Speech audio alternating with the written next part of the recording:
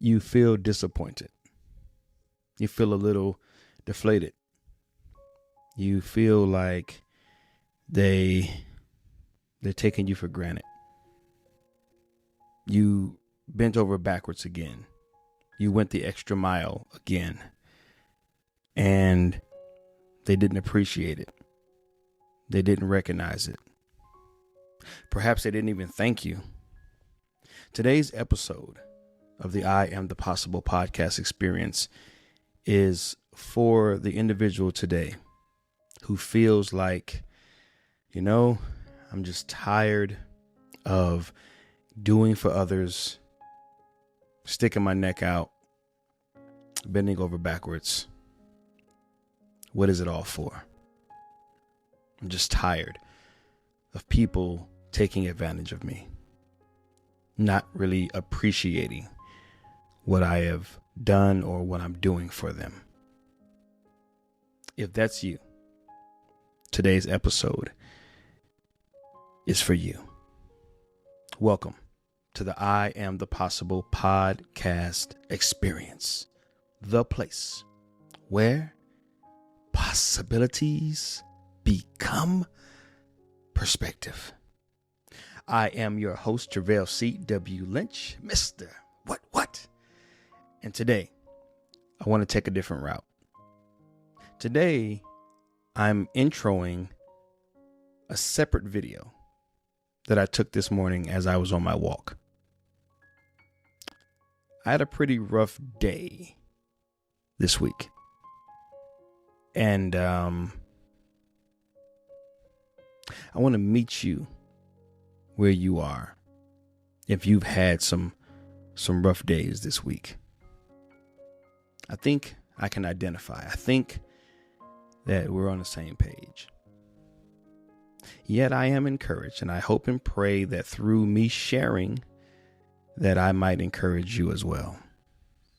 Today we're going to be talking about when doing good goes bad. When you try to do for others. When you try to make the world a better place for those around you. When you try to give of yourself and it feels like the repayment is no payment at all. It's just overlooked or ignored, or at worst, even as the Bible says, cast not your pearls before swine, for they may trample all over them and devour you. And that's how I felt. And that may be how you feel. And I want to meet you in that space and in that place. I want to take you on a little walk with me this morning. So I'm going to cut to this video, and then I'm going to come back, and I'm going to give you 3 things you can do when this happens to you. This morning, you feel discouraged. You feel a little deflated. You feel a little betrayed because you expected them to appreciate what you did for them. You showed up for them. You did your best, and they trampled all over it. As the Bible talks about, we cast our pearls, our precious gifts, before swine. They didn't see it. They didn't see you. They didn't appreciate what you did. And now you're in a space and a place where you're dealing with those feelings. And it's not so much the feelings, but it's the narrative that's being written within those feelings. I'm done bending over backwards. I'm done helping folks. I'm done trying to do for other people. I'm gonna just do me. I know those feelings very well. I know that narrative very well. I'm not telling you don't feel those feelings. I'm not even telling you not to write that story or to entertain that narrative.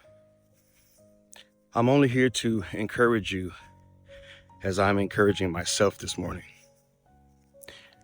To, at the end of it all, after feeling whatever we're going to feel, after experiencing whatever we're going to experience, to decide that it's not going to stop us from being who we are. It's not going to rob me of my joy. It's not going to rob me of my peace. It's not going to rob me of my happiness. It's not going to rob me of my authenticity. Temporarily, I feel some type of way, but I've decided ahead of time that, yep, I'm going to go through this. I'm going to feel these feelings. I'm going to allow these emotions to be present, not judging them, not trying to push them away, but to allow them to be what they are, to be true to the moment, to lean in, as we say. But I'm also making a decision that at the end of it, I'm not going to lose myself. I'm going to still be me. I'm going to still do what I do, because I'm not going to continue to, and this is the mistake, attach my joy, peace, happiness, authenticity to expectations of how others respond to my goodness, to my charity, to my attempts to help or to uplift or to encourage or to do any good toward them. That is the mistake. Unknowingly attaching our peace, joy, happiness, authenticity, attaching it to expectations that are dependent on how they respond. It happens to the best of us. It happens to me, and perhaps it's happening to you. Not saying to try to avoid it. Obviously, be conscious of it, be aware of it. But when it happens, don't beat yourself up. Just say it happens. Course correct. Recalibrate. Start again. We can all lose ourselves in this thing called life. It's okay. Just reset and continue to be who you are. Hold fast to that authenticity. Hold fast to that genuine you. Don't let the disappointment rob you of being who you really are. And just to say, as an example, this is what I do. After I've done all the things that I just explained, I pay it forward. I don't allow my pain to get away with not paying something forward. Someone coming across this video today is going to benefit from my story, from my pain. I make my pain pay. Kind of have a conversation with it. Hey, pain, you're going to pay. You're not just going to be within me. You're just not going to come upon me and then leave without making a payment forward in someone else's life. So that's what I do. Again, just wanted to share part of my life this morning. Meet you where you are. For whom this concerns, let it be whatever it needs to be for you. I attach no expectation to your response. It'll be whatever it will be for you, if it is anything. That's it. I'm out. Okay, guys, welcome back. I hope that was an encouragement to you. And as I promised you, I want to now give you 3 things that you can do each and every time this happens to you and shows up in your life. All right. It actually gives us 3 opportunities. So I'm going to break these down. Opportunity number 1. It reminds us of the need for us to ask ourselves a very important question before we do a good deed for others, right? Before we do that good thing, before we do that good deed, before we do them a favor, before we do whatever it is that we desire to do in service of someone else, we need to ask ourselves, do I need anything in return for this? Is there anything within me that needs, expects, requires some sort of response? Sometimes, even in our doing, we're doing it for them, but secretly, deep down within us, you're not conscious of it, but it's still there. We're in need of something. We want to feel better about ourselves, or we want to feel like we've, stepped up for someone or showed up for someone, whatever it might be. But number one, it gives us an opportunity to be reminded, hey, before I do a good thing, let me ask myself, if I do this, is there anything I need from them? Do I need for them to respond in any specific way? And be honest with yourself. And if the answer is yes, then maybe you shouldn't do it. And if you really want to do it because you see that person in need or whatever the situation is, then maybe this gives you the opportunity to pray, to say, Lord, I need a change of heart. I need a change of perspective. I want to do this, but I also acknowledge, I also recognize, I'm being honest with myself. I really want them to respond in this particular way. And so that just gives you an opportunity to become more aware of what's happening within you and then to deal with that thing accordingly. Okay. Number two, this gives us an opportunity when it happens to, in hindsight, do that reflection. It's kind of associated with the first one, but now you've already done it. And maybe you forgot to question yourself, or for whatever reason, it's past tense. You've already done it. This gives you the second opportunity to then reflect on what part of you needs anything from anyone. Because if you were deflated, if you were disappointed, if you were negatively impacted by their lack of gratitude or response, or they didn't thank you enough, or they didn't respond the way that you wanted them to, then that reveals that there's something within us. There's a part of us that's attached to the outcome. It's attached to them responding in a certain way. There's an expectation there, right? Even as the video talked about. So now you get to say, where in me, what part of me needs to be healed? Where do I need to address this void, this desire, this need, this want to be recognized for what I did? And then you can respond accordingly, whether it's through coaching, something I provide, or a therapist, right? A professional therapist, because some of these things go deep, right? Beyond my qualifications as a coach. Perhaps it's a mentor. Maybe you need to have a conversation with someone, right? But you need to respond accordingly because you've identified, hey, there's something in me that is still in need of some form of validation or gratitude from someone else. And that's not a healthy place to be dependent on someone's response or reaction to the good things that you're doing in the world.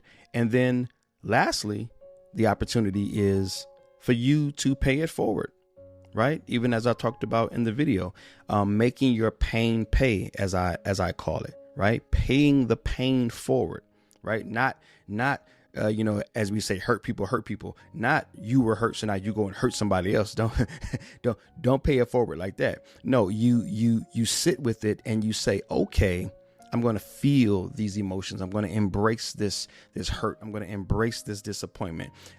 Yet I'm also simultaneously deciding that I'm going to be inspired by this pain and this suffering. The way I look at it is, if I'm dealing with this, someone else is.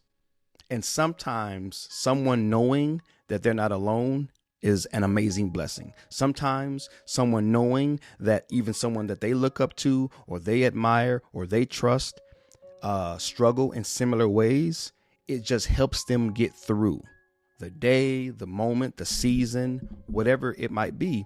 And so in your own way, I make videos, I create content. I do podcast episodes. I make YouTube videos. I do coaching and counseling, right? There's ways that I do it, but find a way that you can do it, that you can pay that pain forward in a way that benefits someone else. Don't let that pain off the hook. Don't just feel it, internalize it, suffer with it, get your help, get your counseling and heal, and then just keep it all to yourself. Remember, as I've shared in past episodes, we are lights lighting lights, like a match, right? One match is on fire, the other match hasn't been lit. We're the match lighting the match. Each one teach one, each one reach one, right? So it's let your light light someone else's light. But even in that, you still have to go back to the first one. Because even when you pay it forward, even when you pay the pain forward, you have to do it again in a way that I'm just putting it out into the universe. I'm just putting it out into the world. I'm just putting it out into the cosmos. I'm just putting it out into society. I'm just putting it out for whoever needs to consume it whenever they need to consume it. Sometimes, especially with content creators, we put stuff out there, we post it or whatever it is, and it may not get a lot of looks, views, likes, shares, whatever you want to call it, comments, whatever, right? Engagement, as they call it. It may not get a lot of engagement initially, but I've had videos that I posted years ago or, podcast episodes I posted years ago because they send me these statistics, and these statistics show up and it's like, I made that video in 2023. It's 2025 and someone just downloaded it yesterday because it meets them when they need it. So you're just releasing it. You're putting it out there and then you're letting it go. You're trusting that people on their journey will come across it. They will accept it. They will get it whenever they get it, however they get it. And we don't get to decide. We don't get to choose. We don't get to try to force it on anyone. We just pay it forward however we feel best and whatever aligns with who we are. And we just let it go. But we don't let it not do something beneficial for someone else. I think it's therapeutic.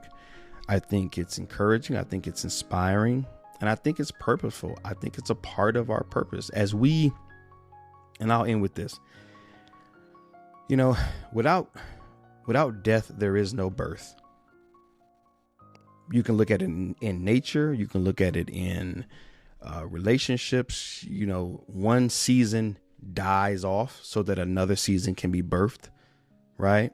You look at the acorn that becomes the oak tree. It has to break open its shell. It has to sink within the soil. It has to die to its current state and form in order for the greater state and form to emerge. There has to be death in order for life to be. Is life after death, right? You can chop that up a million different ways, right? As we say, that'll preach. There's always life after death. You have to let it go. You have to die to the expectation. You have to die to the attachment. You have to die to desiring and wanting someone to do something for you in a particular way. You have to die to expecting the best of other people. You have to die to expecting people to treat you the way you treat them. You have to die to expecting people to show up for you the way that you're showing up for them. The gift that you have and the gift that you offer to the world at some point in time, if you're going to be happy, if you're going to live a joyful life, if you're going to live a life that is fulfilled and satisfying, you're going to have to come to a decision, to a point, to a state within yourself that the giving of the gift in and of itself is truly enough. And that takes time. That takes practice. It's not easy, but I think it's worth it. I think it's worth it. And it's a journey. And I want to take that journey with you. I want to walk with you. I'm in this thing with you. Right? So don't be so hard on yourself. When we miss the mark, we just take another shot. That's it. All right. I hope you guys have been encouraged by this episode and it has added value to you whenever you come across it. All right. That is it for today. Love you guys. Praying for you guys. Believing in you guys. This is Travail C.W. Lynch, Mr. What. This has been another episode, another experience of the I Am the Possible podcast, the place where possibilities become perspective. God bless you all.